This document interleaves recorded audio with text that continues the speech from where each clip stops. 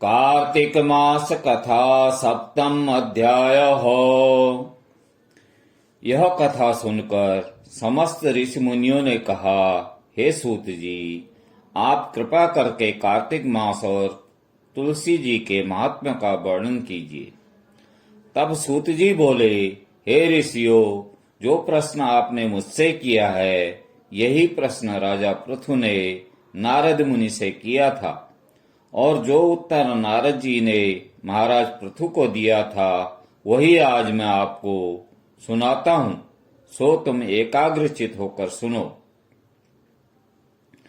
एक दिन राजा पृथु ने श्री नारद जी से पूछा, हे देवर्षि, भगवान को तुलसी इतनी प्यारी क्यों है? आप कृपा करके इसका महात्म्य सुना दीजिए। राजा पृथु की बात सुनकर देवर्षि नारद बोले, एक समय देवराज इंद्र बहुत से देवताओं और अप्सराओं सहित देवों के देव श्री महादेव जी के दर्शन को कैलाश पर्वत पर गए।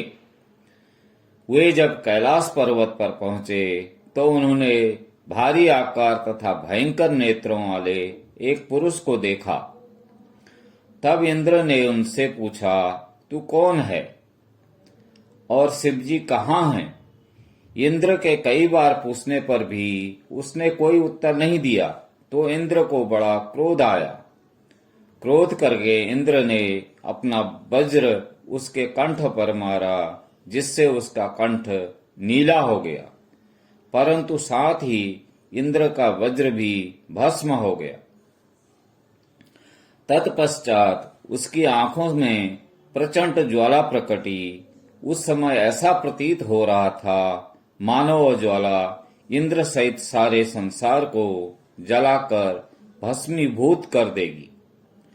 ऐसी स्थिति देखकर श्री बृहस्पति तथा इंद्र आदि सभी देवता नतमस्तक होकर भगवान शिव जी की स्तुति करते हुए कहने लगे, हे देवों के देव श्री महादेव, त्रिपुरासुर और अधासुर का विनाश करने वाले त्रिपुरारी अधारी, आपको बारंबार नमस्कार है। हे सुर नर मुनियों की रक्षा करने वाले, आपको नतमस्तक प्रणाम है। श्री नारद जी ने कहा, हे राजा पृथु, इस प्रकार देवताओं की स्तुति सुनकर श्री महादेव जी के ने समस्त ब्रह्मांड को भस्म कर देने वाली अग्नि को शांत कर दिया और बोले, हे देवताओं, मैं तुम्हारी स्तुति सुनकर अत्यंत प्रसन्न हूँ, सो तुम वर मांगो। तब समस्त देवताओं सहित बृहस्पति जी ने क्षमादान मांगा और कहा, हे देव, जो सुरराज से अपराध हुआ है उसके लिए क्षमा प्रदान कीजिए। श्री बृहस्पति जी की स्तुति सुनकर पुनः देवादिदेव श्री महादेव जी ने कहा, मैंने इंद्र का अपराध क्षमा किया और जीवन दान दिया। हे बृहस्पति जी, आज से तुम्हारा नाम भी अमर होगा। तब श्री बृहस्पति जी बोले, हे भगवान, यदि आप हम पर प्रसन्न हैं तो सुरराज की रक्षा कीजिए और सारे ब्रह्मांड को भस्म करने वाली अग्नि जो आपके तेज से उत्पन्न हुई है को शीघ्र शांत कीजिए। भगवान शंकर ने कहा, मेरे नेत्रों से निकला ज्वाला रूपी तेज अब वापस कैसे हो सकेगा? अतः अब हम इसे कहीं दूर फेंक देते हैं। ऐसा कहकर भगवान भूतेश्वर ने उस अग्नि को समुद्र में फेंक दिया। तब वह अग्नि गंगा के संगम पर गंगा सागर में जा गिरी और बालक का रूप धारण करके रोने लगी। उसके रोने की आवाज से पृथ्वी कंपायमान हो गई तथा सप्तद्वीप बहरे हो गए। ऐसा आश्चर्य देखकर और समुद्र की गोद में बालक को रोते देखकर ब्रह्मा जी आश्चर्य से पूछने लगे कि ये बालक किसका है? समुद्र ने उस बालक को बड़े आदर से उठाकर ब्रह्मा जी की गोद में दे दिया और कहा कि यह मेरा पुत्र है। जो गंगा से उत्पन्न हुआ है। अब आप इसका जात कर्म कराइए। उसी समय उस बालक ने ब्रह्मा जी की दाढ़ी पकड़कर बड़े जोर से मरोड़ी, जिसके मरोड़ने से ब्रह्मा जी के नेत्रों से आंसू भर आए। तब किसी प्रकार से ब्रह्मा जी ने अपनी दाढ़ी छोड़ाई और कहा, इसने हमारी आंखों से जल निकाला है, इसलिए इसका नाम जलंधर होगा और यह शिव जी के अतिरिक्त संसार में और किसी के हाथ में नहीं मरेगा। इसका कारण यह है कि यह शिव जी के अंश से उत्पन्न हुआ है। यह सुनते ही वो बालक युवा हो गया। तब ब्रह्मा जी ने शुक्राचार्य को बुलाकर उसका राज्याभिषेक कराया और ब्रह्मा जी अंतर्ध्यान हो गए। सिंधुराज ने कालनेमी की पुत्री वृंदा के साथ जलंधर का विवाह कर दिया। वृंदा अति सुंदर थी और सारे ब्रह्मांड में प्रथम सती और पवित्र थी। परम सुंदर पत्नी पाकर जलंधर बहुत प्रसन्न था, अतः आनंद से दिन व्यतीत करने लगा। जब जलंधर घर में आता तो वृंदा स्वयं अपने हाथों से पंखा जलती, पाद्य, अर्घ्य तथा आचमन अर्पण करती। इस प्रकार वह अपने पति को नारायण समझकर उसकी सेवा किया करती थी।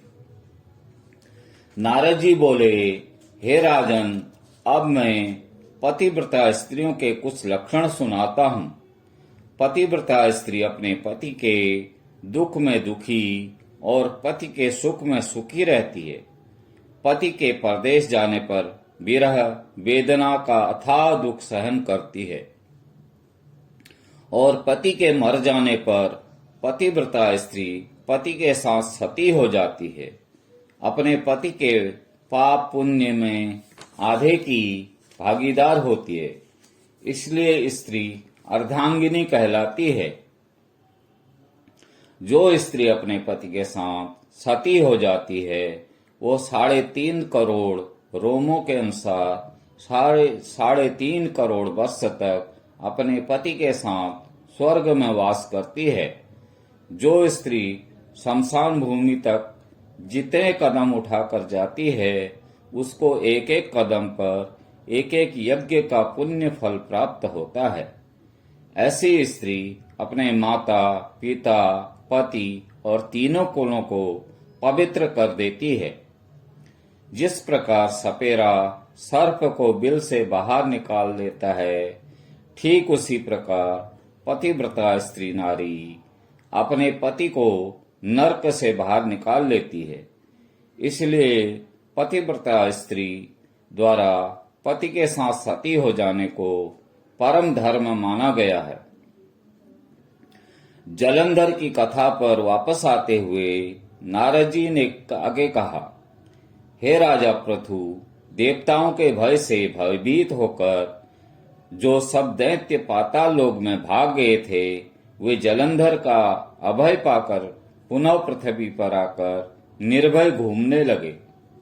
उसी समय जलंधर ने राहु के कटे हुए सिर को देखा तो उसने शुक्राचार्य से इसका रहस्य पूछा। तब शुक्राचार्य जी ने समुद्र मंथन के समय देवताओं द्वारा अमृत को छले जाने का समस्त वृतांत कह सुनाया। इस प्रकार अपने पिता का मंथन और देवताओं द्वारा दैत्यों का अपमान सुनकर जलंधर को बड़ा क्रोध आया। क्रोध में भरे हुए जलंधर ने घस्मर नामक दूत को बुलाया और देवताओं के पास भेजा। घस्मर ने देवराज इंद्र की सभा में जाकर अभिमान बस वो मस्तक झुकाया और न नमस्कार किया, बल्कि गरज कर कहा कि दैत्यराज जलंधर ने जो कुछ कहला भेजा है वो सब कान खोलकर सुन लो। उन्होंने कहा है कि मेरे पिता समुद्र का मंथन करने के जो 14 रत्न तुमने ले लिए हैं उन पर तुम्हारा कोई अधिकार नहीं है। भला इसी में है कि वे रत्न तुम हमको वापस लौटा दो। दूत के यह अभिमान पूर्ण शब्द सुनकर इंद्र भयभीत हो गया और विस्मय के साथ बोला कि समुद्र सदैव हमारे शत्रु दैत्यों की रक्षा करता है, इसलिए उसको हमने मत कर जो रत्न लिए हैं उन पर दैत्यों का कोई अधिकार नहीं है। दूत ने देवराज के ऐसे वचन सुनकर वापस लौटकर जलंधर को उत्तर सुना दिया। उसको सुनकर जलंधर को बहुत क्रोध आया और देवताओं को जीतने का उपाय सोचने लगा। उसने सभी दिशाओं में दूत भेजकर और पाताल में संदेश देकर समस्त दैत्यों को बुला लिया और शुंभ और निशुंभ को दैत्य दल का सेनापति बना दिया। उन्होंने दैत्य दल सहित नंदन वन में जाकर इंद्र की अमरावतीपुरी को चारों ओर से घेर लिया। तब देवराज इंद्र की आज्ञा से देवता भी युद्ध के लिए तैयार होकर मैदान में आ डटे। अनेक प्रकार के शस्त्रास्त्रों से दैत्यों और देवताओं में युद्ध आरंभ हो गया। दोनों पक्ष एक दूसरे को मार मार कर गिराने लगे। सब ओर रक्त की धारा बहने लगी। मरकर गिरे हुए हाथियों और घोड़ों से पृथ्वी भर गई। जो दैत्य समर भूमि में मर जाते थे उन्हें शुक्राचार्य अपनी संजीवनी विद्या से जीवित करने लगे। उधर देवगुरु बृहस्पति द्रोणाचार्य पर्वत की दिव्य जड़ी बूटियों का प्रयोग करके देवताओं को दोबारा जीवित करने लगे। जब देवगुरु बृहस्पति द्वारा जड़ी बूटियों के प्रयोग से देवताओं को जीवित करने का समाचार दैत्यराज जलंधर ने सुना तो उसने समस्त बलशाली दैत्यों को एकत्र करके आज्ञा दी कि द्रोणाचल पर्वत उठाकर समुद्र में फेंक दो। जलंधर की आज्ञा पाते ही दैत्यों ने द्रोणाचल पर्वत उठाकर समुद्र में फेंक दिया और फिर घोर युद्ध आरंभ कर दिया। दोबारा प्रारंभ हुए युद्ध में बहुत से देवता मारे गए। तब देवगुरु बृहस्पति जी एक बार फिर संजीवनी बूटी लेने द्रोणाचल पर्वत पर गए। पर्वत न पाकर और देवताओं का संहार होते देखकर देवगुरु घबरा गए। व्याकुल होकर बृहस्पति ने देवताओं से कहा कि शीघ्र ही यहाँ से भागो, क्योंकि ये दैत्य जलंधर के अंश से उत्पन्न हुए हैं, इसलिए तुम्हारे मारे से नहीं मरेंगे। देवगुरु बृहस्पति जी की यह बात सुनकर सब देवता घबरा गए और भयभीत होकर भागने लगे। जब समस्त देवता दसों दिशाओं में भागकर छिपने लगे, तब दैत्यराज जलंधर ने जीत के नगाड़े बजवाते हुए अमरावती नगरी में प्रवेश किया। देवताओं के भाग जाने पर इंद्र की राजधानी अमरावतीपुरी शुंभ और निशुंभ के अधिकार में सौंपकर जलंधर देवताओं का पीछा करने के लिए सुमेरु पर्वत की ओर चल दिया। इंद्रादिक सब देवता दैत्यराज जलंधर को अपनी ओर आता देखकर भगवान विष्णु की स्तुति करने लगे। वे नतमस्तक होकर विनीत भाव से बोले, हे मत्स्य कच्छ आदि अनेक रूप धारण करके अपने भक्तों के दुखों को मिटाने वाले, हे सारी सृष्टि का पालन तथा संहार करने वाले, शंख चक्र गदा और पद्म को धारण करने वाले प्रभु, आपको बारंबार नमस्कार है।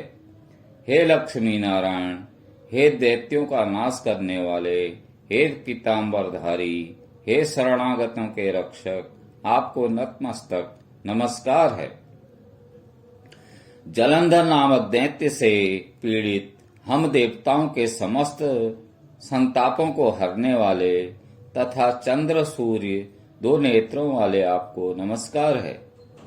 जो कोई भगवान की इस संकटनाशक स्तुति को पढ़ता है उसके समस्त संकट भगवान स्वयं दूर करते हैं। सो हे राजा पृथु, भगवान देवताओं की स्तुति सुनकर और उनके महान दुखों को देखकर शीघ्रता से उठकर और गरुड़ पर सवार होकर जाने लगे। तब श्री महालक्ष्मी जी ने पूछा, हे प्रभु, आप कहाँ जा रहे हो? तब भगवान विष्णु ने उत्तर दिया कि तुम्हारे भाई जलंधर के भय से भयभीत तथा पीड़ित देवताओं की सहायता करने जा रहा हूँ। प्रभु की यह बात सुनकर लक्ष्मी जी बोली, भगवान, मैं आपकी परम प्रिय हूँ, फिर आप मेरे भाई को कैसे मारेंगे? भगवान ने कहा, शंकर जी से उत्पन्न और ब्रह्मा जी के वचन के कारण हम जलंधर को कदापि नहीं मारेंगे। लक्ष्मी जी को यूं समझाकर शंख चक्र और खड्ग लेकर भगवान विष्णु जलंधर से युद्ध करने हेतु युद्ध भूमि में पहुंचे।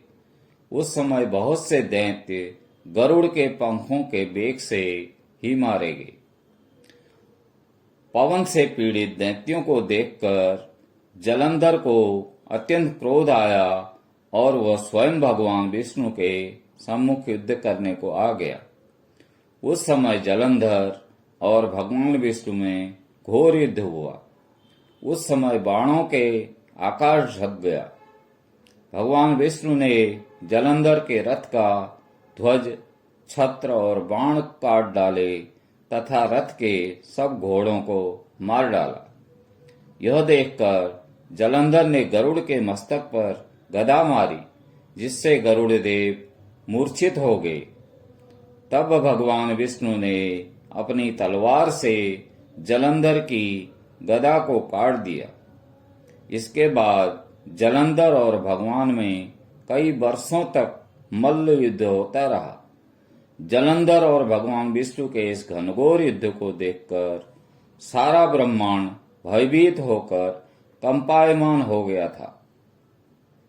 अंत में भगवान विष्णु ने कहा, हे दैत्यराज, तुम्हारा और हमारा युद्ध ठीक नहीं, क्योंकि तुम लक्ष्मी जी के भाई हो।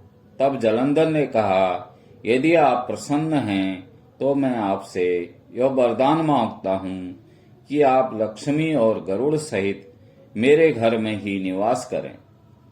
यह सुनकर भगवान विष्णु लक्ष्मी जी और गरुड़ के सहित उनके यहाँ रहने का वचन देकर चले गए। तब समस्त देवी देवताओं के स्थान पर दैत्यों की नियुक्ति करके जलंधर अपनी राजधानी में निवास करने लगा और देवताओं, गंधर्वों और किन्नरों आदि पर जितने भी रत्न थे वह सब छीन कर उसने अपने अधिकार में कर लिए। निशुंभ को शासन करने के लिए पाताल में भेज दिया। वहां पहुंचकर निशुंभ ने शेषादि नागों को वश में कर लिया। इस प्रकार जलंधर देव, यक्ष, किन्नर, गंधर्व और मनुष्य सबको अपनी प्रजा बनाकर पुत्र के समान तथा धर्म की नीति से उनका पालन करते हुए त्रिलोकी पर शासन करने लगा। यह कथा सुनाकर नारद जी ने कहा, हे राजा पृथु, एक समय भगवान का दर्शन करने तथा जलंधर का वैभव देखने के लिए हम भी उसकी राजधानी में गए थे। इति 7वां अध्याय समाप्तम्। भज मन नारायण नारायण नारायणं, श्रीमन नारायण नारायण नारायणं। हरि नारायण नारायण